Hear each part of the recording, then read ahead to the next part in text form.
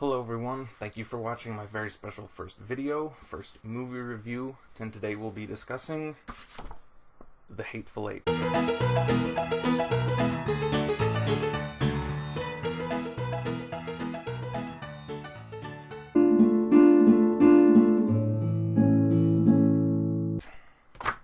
The Hateful Eight is the 8th film by actor, writer, director, producer Quentin Tarantino, famous for films like Reservoir Dogs, Pulp Fiction, more recently Inglourious Basterds, and Django Unchained.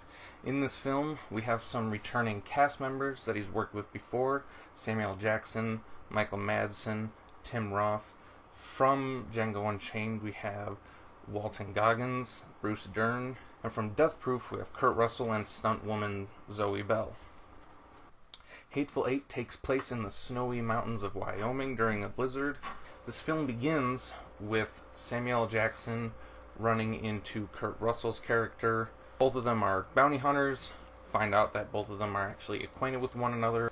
Kurt Russell is traveling along with Jennifer Jason Leigh, who's portraying Daisy Domergue, Kurt Russell's bounty.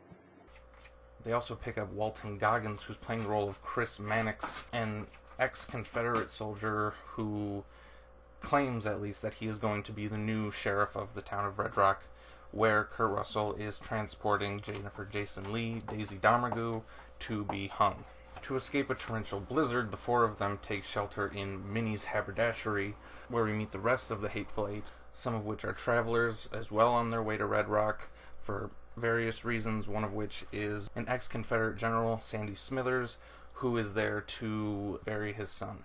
While at Minnie's haberdashery, Samuel L. Jackson and Kurt Russell's character deduce that somebody is there, or somebodies is there, to release Daisy Domergue, which basically becomes the driving plot point of the movie for a while, figuring out who it is, why, etc., etc. So the first half of this movie takes up about 2 hours, and if you have seen a Quentin Tarantino film before, then you know that he is good with quippy, witty banter between a couple of characters at once.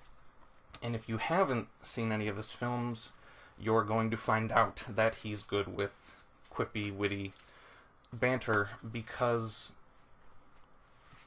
that's pretty much the first 2 hours of this film, which isn't in itself bad, except that during all this, the story never furthers. We spend the first 2 hours not really doing anything towards finding out who is in cahoots with Daisy Domergue. It's also odd because there's 9 of them in this haberdashery, but only 1 or 2 characters will be on screen interacting at once, and the other 6 or 7 are, which makes for a really unfortunate lack of use of the space, because the haberdashery is incredibly detailed and it looks fantastic, but we're left with these sort of awkward scenes where only 2 or 3 people are interacting at one time. So we get a lot of short exposition about who each of the characters are, but that's about it. And then we come to the intermission. Actually, something does happen just before the intermission. We get a scene where we find out that Samuel L. Jackson's character knows, or is at least familiar with, the Confederate character Sandy Smithers, not only by reputation and having shared a battlefield with one another, against one another, but we find out that the son that Sandy is there to bury was actually put to death by Samuel L. Jackson's character. And not only was he killed by Samuel L. Jackson's character, but he was tortured in a very peculiar way, which we see in a flashback scene, as well as hearing it explained through narration by Samuel L. Jackson. And basically, he walked the son naked through the snow, and then forced the naked racist son to give him head.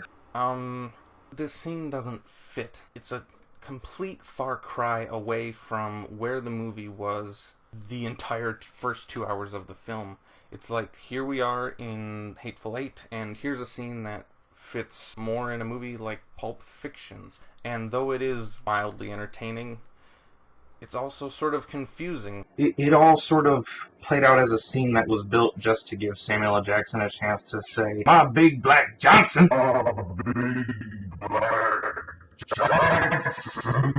So Samuel L. Jackson basically tells this story to provoke the Confederate general.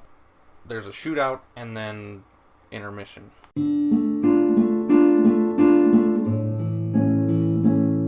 Part 2 of this film, which makes up about 45 minutes to an hour, starts off pretty poorly. We introduce a narrator who is just a random voice. The narrator explains that while Samuel Jackson was telling his story about the Confederate general's son, somebody in the background poisoned the coffee they were drinking. And the reason this is sort of upsetting and odd is the narrator coming in after 2 hours. I don't know.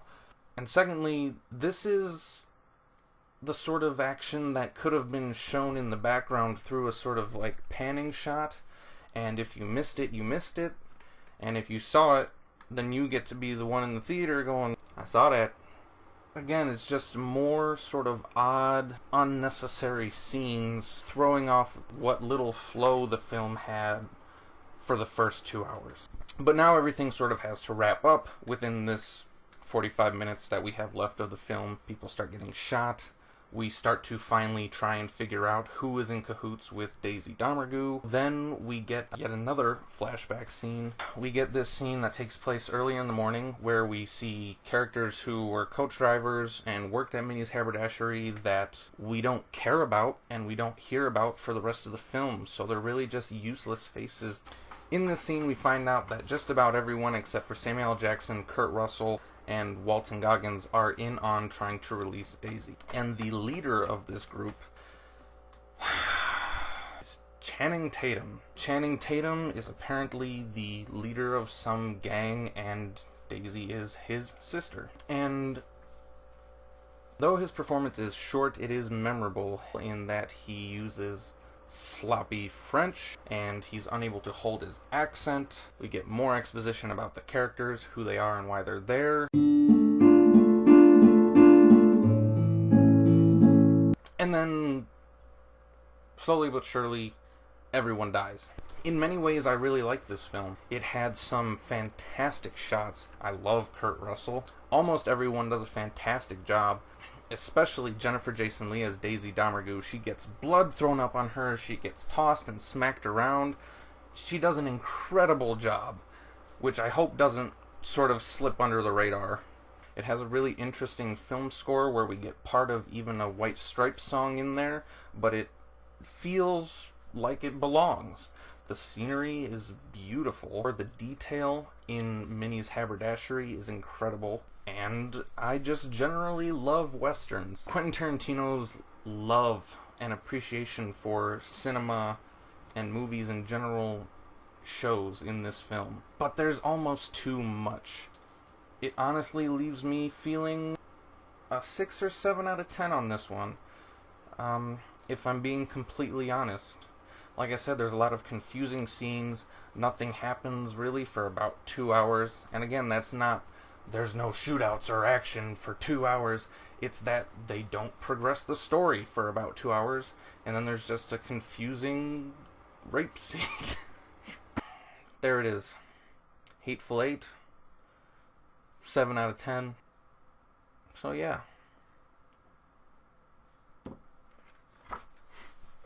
So yeah.